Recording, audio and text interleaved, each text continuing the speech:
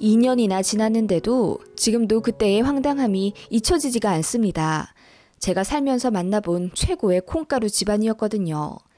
전 남친과 잘 사귀다가 결혼 얘기가 오갔고 자연스럽게 프로포즈도 받게 되었어요. 여느 연인들처럼 그렇게 서로 신혼집은 어디쯤으로 구하면 될까, 결혼하면 아이는 몇 명이나 낳을까 등 행복한 상상을 하던 나날이었습니다. 당연한 수순으로 양가 인사도 날짜를 잡았고 저희 집에서 먼저 남친을 봤어요. 저희 엄마랑 아빠가 같이 새벽 시장에 가서 소고기며 실한 토종닭이며 채소도 싱싱한 걸로만 골라와 사위가 될지도 모르는 제 남친을 위해 정성껏 식사를 준비해 주셨어요. 남친이 저희 집에 와서 인사 잘했고 식사 시간 동안 화기애애했습니다. 엄마가 궁금했던 것들, 예를 들어 시부모님 성격이나 앞으로 노후 준비 등에 대해 여쭤보셨고 남친은 당당하게 대답했던 기억이 납니다. 저희 부모님은 두 분 다 성격이 엄청 쿨하세요. 수정이 힘들게 할 일 절대 없을 겁니다. 그리고 아버지 쪽 재산이 많으셔서 노후는 걱정 안 하셔도 됩니다. 저희 아버지께서 이런 점은 예비 신부 쪽에 정확하게 말씀드리라고 하시더라고요. 하하. 남친은 그렇게 호탕하게 웃으며 재정적으로 문제 없으니 안심하고 따님을 결혼시키셔도 될 거라고 호언장담하더군요. 그리고 저만큼 마음에 들고 성격 잘 맞는 사람도 없었다면서 결혼해서 정말 잘해주겠다고 저희 부모님께 무릎까지 꿇어가며 진중하게 고백하더군요. 지금 생각하면 소름 끼치는 쇼였죠. 그런 면들이나 남친의 성실함에 저희 부모님도 좋게 보셨고 수월하게 신부 쪽 인사도 끝났어요. 그렇게 2주 뒤 저 역시 남친 집에 인사 갈 준비를 하며 남친에게 물었죠. 오빠, 어머님은 어떤 꽃 좋아하셔? 인사드리러 가는데 한우만 덩그러니 들고 가면 좀 그래서 내일 새벽에 꽃시장에 가서 내가 꽃다발 만들어 드리려고. 아, 그래? 생각해 준 것만으로도 고마워. 노란 후리지아 괜찮지 않을까? 좋아하실 거야. 그러면 이왕 사는 김에 2다발 만들어 줄래? 2다발?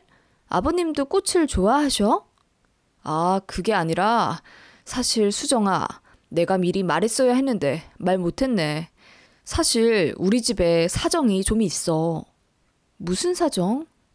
갑자기 표정이 어두워지며 목소리 쫙 깔며 말하는 남친 때문에 순간 불안감이 엄습했고 안 좋은 직감은 역시나 맞더군요. 너무나도 충격적인 이야기를 그때 듣게 됩니다. 사실 엄마가 한 분 더 계셔. 지금 아빠랑 10년째 살고 계신 분은 애인이고 워낙 오래되어서 나도 그냥 엄마라고 부르거든. 나 낳아주신 친엄마는 부천에 살고 계셔. 그렇게 멀지 않아서 우리 집 인사 갔다가 엄마네 집 가면 될 것 같아. 뭐라고? 엄마가 2분이라고? 그걸 왜 이제 말해, 오빠? 저는 어안이 벙벙해져서 남친에게 놀라 물었고 남친은 별것 아니라는 듯 말하더군요. 집마다 사정이 있지 않겠냐면서. 저는 그렇게 중요한 걸 왜 상견례 직전에 오픈하는지 이해가 가지 않았고 남친 역시 그게 뭔 대수냐면서 어차피 명절에 시댁 갈 거 한 번 더 가면 되는 일 아니냐 더군요. 전혀 미안해하지 않았습니다. 그러면서 제가 예민하다는 식으로 몰더군요. 아니, 누가 들어도 황당하지 않나요? 그런데 남친은 특유의 그 입에 기름 바른 듯 사람을 술술 넘어가게 만드는 화법으로 이런 집들 많다. 수면 위로 드러나지만 않았을 뿐이다. 일단 만나나 보고 더 생각해 보라 라고 얘기하더군요. 이것 때문에 좀 싸웠는데 남친이 절대로 제가 더 신경 쓸 일 없을 거라고 호언장담을 했고 저 역시 일단 남친 집에 인사를 가기로 했으니 어찌저찌 가게 됐습니다. 사실 제가 기분이 나쁜 것은 맞아요. 집마다 사정은 다르죠. 뭐 재혼 가정이 있을 수도 있으니까요. 그런데 그런 점을 저희 집에 인사 갈 때까지도 아니 저희 부모님한테도 말 안 하고 있다가 상견례 앞두고 남친 집 인사 가기 직전에 오픈한 게 너무 괘씸했습니다. 그때 이미 속으로 살짝 파혼을 염두에 두고 있었어요. 신뢰가 무너졌다고 해야 하나? 좀 그렇더라고요. 아무튼 남친 집에 인사를 가게 됐습니다. 예상대로 으리으리하더군요. 40평대 신축 아파트라 들어가기 전부터 삐까뻔쩍했습니다. 인자한 인상의 시아버지와 무슨 탤런트같이 고우신 시어머니, 아니 남친 아버님의 여자친구분이 나오시더군요. 10년 동안 동거하신 상태라더군요. 이혼을 아직 처리를 못해서 이렇게 사신다며. 솔직히 너무나 제 정서는 아니었지만 뭔 사정이 있겠지라고 애써 생각하며 웃으며 식사를 했습니다. 남친 아버님은 남자는 재력이라면서 그런 점에서 남친이 아주 괜찮은 신랑감일 거라고 또 호언장담을 하셨습니다. 옆에서 아버님 여자친구분, 아니 호칭을 뭐라고 해야 할까요? 어쨌든 제가 어머님이라고 불러야 했으니 예비시모 2라고 하겠습니다. 예비시모 2는 남친을 엄청 칭찬하며 이런 아들 절대 세상에 없다며 결혼하면 제가 땡 잡은 거라고 계속 말씀하시더군요. 정말 대화만 들으면 친아들인 줄 알았습니다. 우리 아들이 능력도 좋잖아. 사업은 사람 다루는 게 8할인데 그런 점에서도 1등이고 나는 우리 아들이 아빠 능력을 넘어설 거라고 봐. 수정 씨는 복 받은 거야. 나도 이 집 올 때 사실 다 큰 아들이 있다고 해서 걱정 좀 했는데 어찌나 나에게 잘해주던지. 참 착해. 아, 네. 나를 부르는 호칭이 애매해서 말수를 줄이는 건가? 어머님이라고 해. 이 일을 아버님이라고 부르듯. 우리 혼인신고만 안 한 거지? 내가 이 사람 와이프야. 예비시모 2는 서운하다는 듯 저에게 말씀하시더군요. 제가 어머님이라고 한 번도 운을 못 띄웠거든요. 예비시부도 말씀하시더군요. 아들이 다 얘기했다고 하니 나도 그냥 터놓고 말아마. 그냥 편하게 어머님이라고 불러. 어차피 우리 집 인사 왔다가 진욱이 엄마한테 갈 거 아니냐? 그 사람한테도 어머님이라고 부를 거 아니냐? 안 그러냐 수정아? 아, 네. 그런데 제가 사실 아버님도 아시다시피 진욱 씨랑 여기 오기 전에 다퉜던 이유는요. 그래도 저에게 미리 말을 해줬어야 한다고 생각해요. 결혼할 사이면 서로 숨기지 말아야 한다고 생각해서요. 그런데 진욱 씨는 아니 이게 무슨 별것이라고 미리 얘기하고 말고 하는 거니? 사실 우리도 이해가 잘 안 간다. 집마다 사정은 다 다른 거지. 중요한 건 서로 웃으면서 사는 거 아니겠니? 지금은 다들 자기 자리에서 행복하고 만족하면서 산다. 나도 남자로서 자존심도 지키고. 그럼 이 사람처럼 능력 있는 남자가 어떻게 한 여자만 보고 살아? 그 정도 살았으면 됐지. 그쵸 여보? 예비시모 2는 제 앞에서 교태를 떠시며 예비시부 팔짱을 끼더군요. 이게 행복이라면서요. 남친은 그 모습이 일상 속 자연스러운 모습인 듯 아무렇지 않아 하더군요. 저만 멘붕이었습니다. 그리고 이어 말씀하시는 예비 시부의 말에 저는 그야말로 혼돈에 빠지게 됩니다. 내가 제일 한심하게 생각하는 남자가 바로 바람 피우면서 두 여자 다 책임 안 지는 거야. 조금 놀다가 본처한테 돌아가잖아. 제일 멋없는 놈이야. 그거 돈 없으니까 그러는 거지. 응? 본처랑 애인이랑 둘 다 만족시킬 줄 알아야 그게 남자지. 네? 저는 무슨 말씀 하시는 건지 잘... 남자는 뭐 그럴 수도 있다는 거야. 결혼해 살다 보면 다른 여자가 생길 수도 있지만 책임 잘 지면 그걸로 되지 않겠냐? 진짜 문제는 바람 피우고 번쳐도 애인도 나몰라라 하는 그런 쓰레기들이지. 저는 예비 시부의 말에 어안이 벙벙했어요. 그 말인즉슨 바람을 피워도 경제적인 책임만 지우면 도덕적으로 아무 문제 없다는 뜻이잖아요. 황당하더라고요. 어떻게 그런 얘기를 아들 예비 신부 앞에서 아무렇지 않게 하는지. 그때부터 저는 표정 관리가 안 되었고 대답도 잘 못하겠더라고요. 예비 시부랑 남친도 눈치챘는지 이내 기분 상해하는 티가 났고 중간에서 예비 시모 2만 전전긍긍하며 분위기 살리려고 노력하더군요. 그렇게 안 좋아진 식사 시간이 끝나고 저는 예정보다 빨리 나왔습니다. 뒤에서 입이 대빨 나온 채로 따라 나온 남친에게 먼저 집에 가겠다고 고하자 남친이 언성 높여 저에게 따지더군요. 생각이 좀 다르다고 이렇게까지 우리 집을 무시할 수 있는 거야? 무시? 나는 자기네 집이 이 정도일 줄 몰랐어. 조금 다른 게 아니잖아. 막말로 오빠 아버님 바람 피우신 거잖아. 솔직히 부끄러우신 줄도 모르시고 예비 며느리 앞에서 남자는 이래도 된다, 저래도 된다 말씀하시는 게 나는 꼭 앞으로 우리 아들도 이럴 수 있으니 미리 양해해라, 이런 뜻으로 들려. 나는 그렇게 살고 싶지 않고. 아니, 우리 아빠가 설마 그렇게 말씀하셨겠어? 그냥 자기가 이해를 잘 못하는 것 같으니까 분위기 살리려고 이 말 저 말 하시다가 좀 실수하신 거겠지. 아무튼 부천은 갈 거지? 우리 엄마 지금 상딸이 휘어지게 저녁 차리고 기다리고 계셔. 그래, 나랑 헤어지더라도 우리 엄마는 좀 만나보고 가. 약속한 거잖아. 남친이 애원하며 부천 예비 신모에게 가길 원하더군요. 어쩌다 보니 결국 바로 부천에 도착했고 저는 생각보다 허름한 예비 신모 집 외향에 놀랐습니다. 남친 아버지가 애인을 집으로 들이면서 본처에게 분가를 권하며 집을 하나 사주셨다길래 그 정도 재력에 그 정도 책임 운운이면 괜찮은 아파트 하나 주셨을 거라고 생각했거든요. 그런데 허름한 빌라촌에 페인트 다 벗겨진 어느 작은 2층짜리 주택에 1층 사시더군요. 끼익하고 녹슬어져 있는 대문을 열자 그 안에서 남친의 친어머님, 예비 시모가 나오셔서 반겨주셨습니다. 들어가니 곰팡이 냄새가 쿰쿰하게 났고 내부는 더 좁더라고요.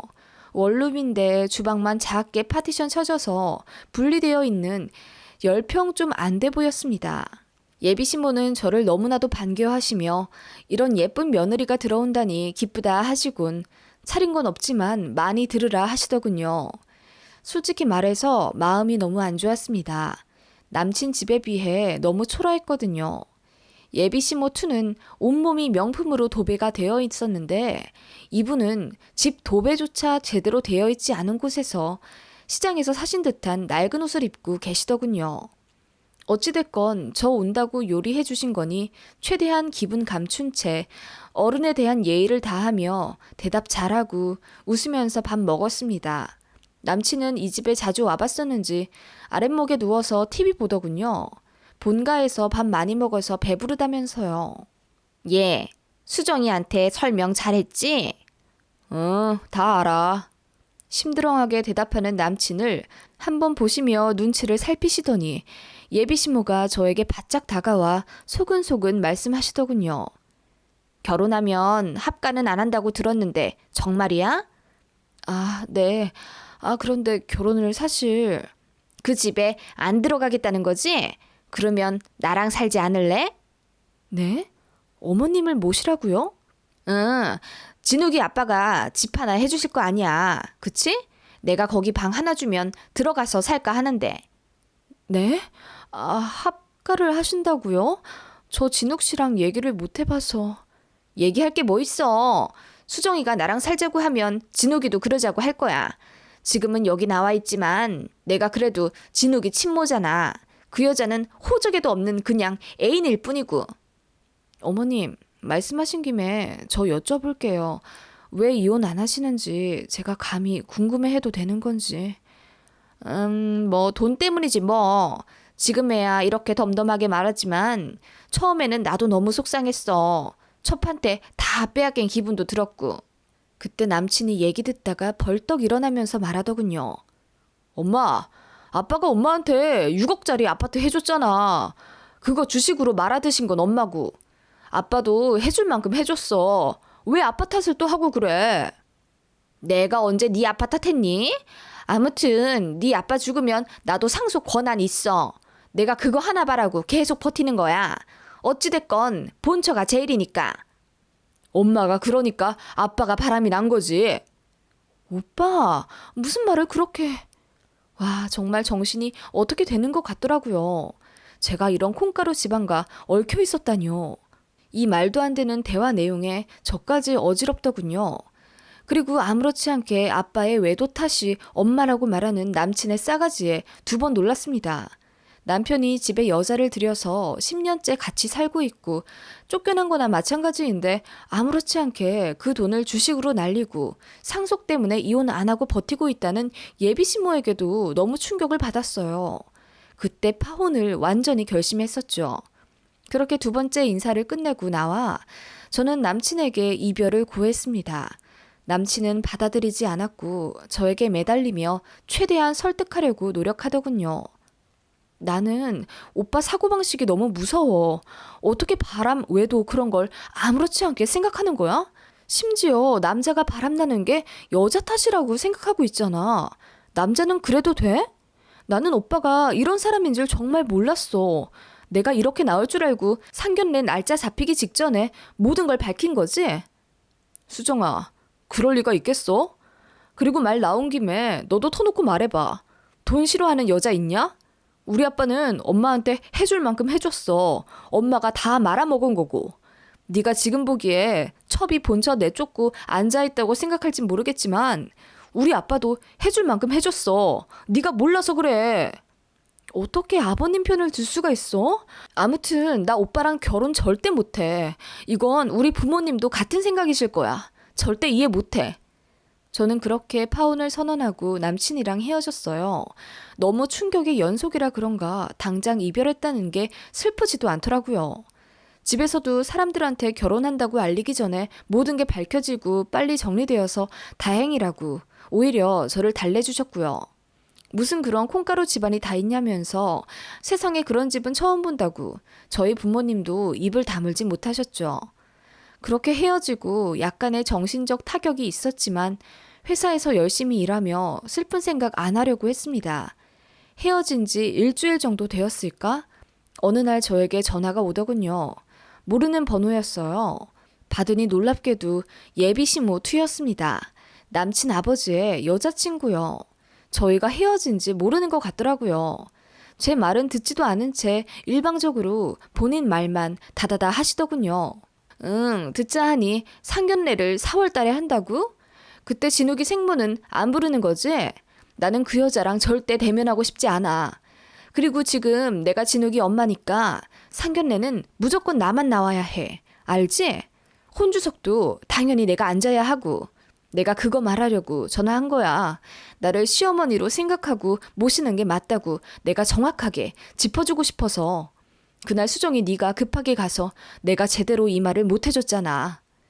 어머님, 얘기 못 들으셨어요? 저희 헤어졌어요. 어머, 뭐라고? 파혼을 했다고? 난 못 들었는데. 진욱이가 친모한테는 얘기했다니?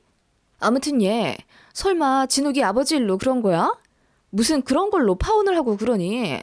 내가 같은 여자 입장에서 말하겠는데 남자한테 기대하고 결혼할 것 없어.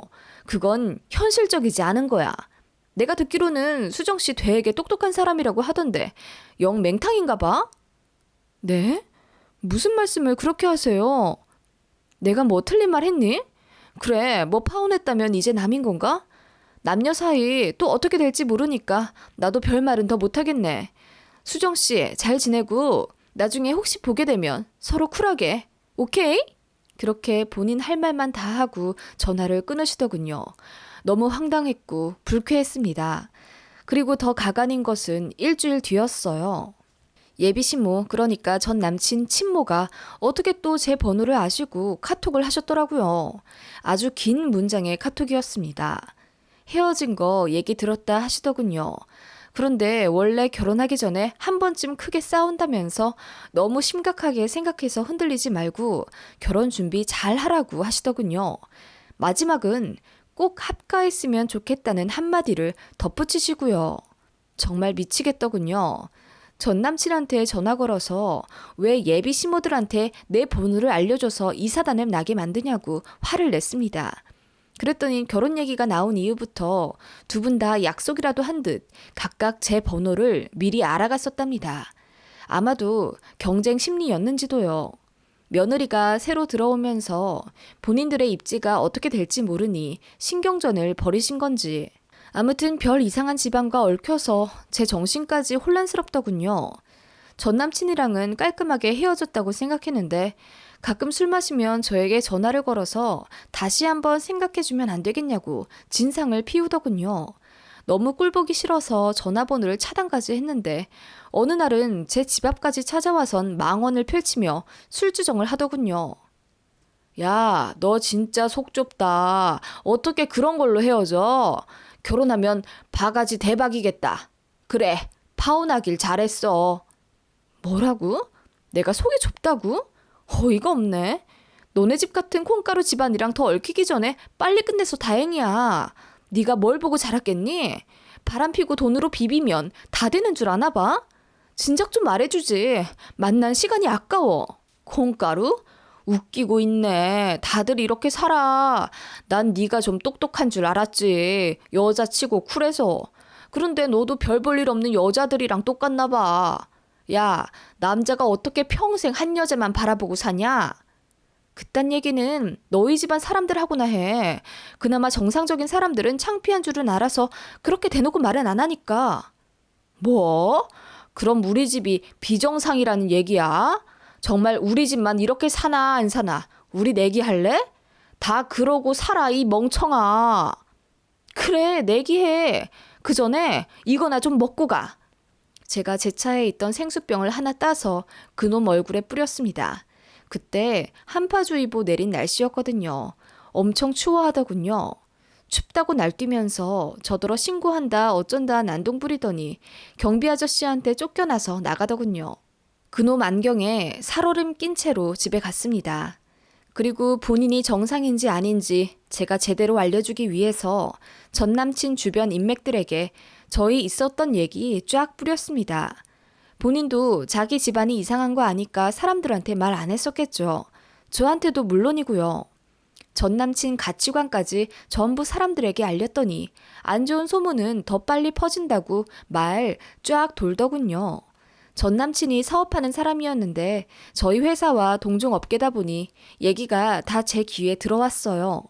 사람은 능력 있고 겉으론 나이스했는데 그 길로 바로 평판 내리막길 되더군요. 저랑 헤어지고 나서 소개팅 잡으려고 안달이던데 소개팅은 무슨 주변에 여자 하나 없답니다.